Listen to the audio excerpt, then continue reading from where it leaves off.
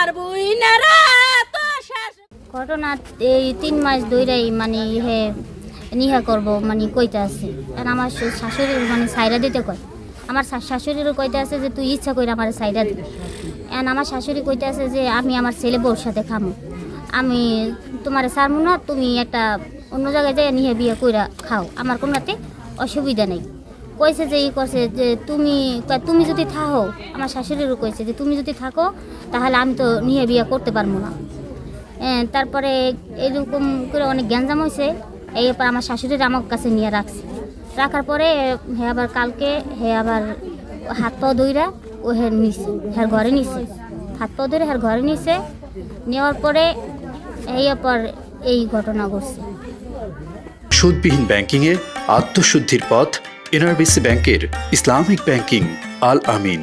আসলে আমরা রাইতে ঘুমাইছি একটু বেশি রাইত কইরা, উনি পাহারা দেয় আমাকে যে কোন সময় আমরা ঘুমাই।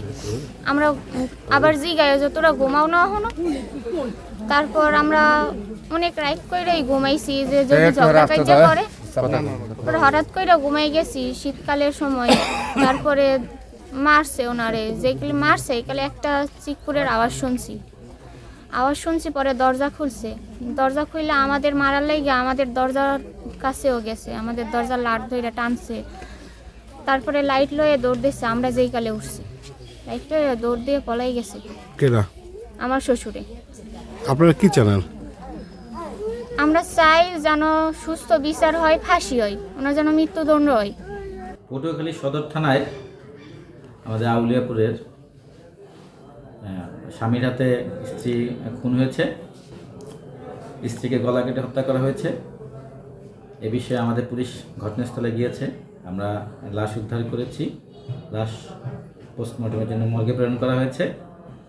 স্বামী, তার হত্যাকারী স্বামী, সে নিজেই সকালে থানায় এসে হাজির হয়েছে।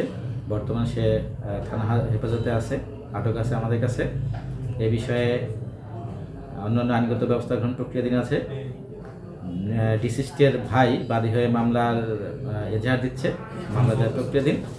এজাহার সাপেক্ষে আমরা মামলা নেব এবং পরবর্তী আইনগত ব্যবস্থা গ্রহণ যা আছে সেটা আমরা সম্পন্ন করব।